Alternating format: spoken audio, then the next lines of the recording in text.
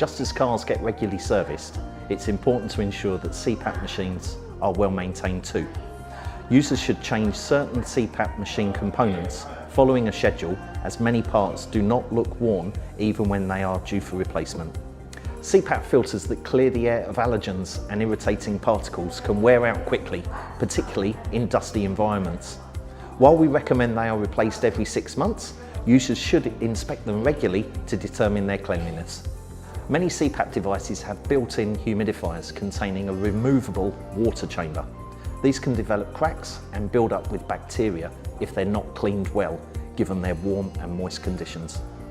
Sometimes machine tubing can develop small tears, resulting in air leaks and less than effective therapy. Any tubing that is leaking air should be replaced immediately.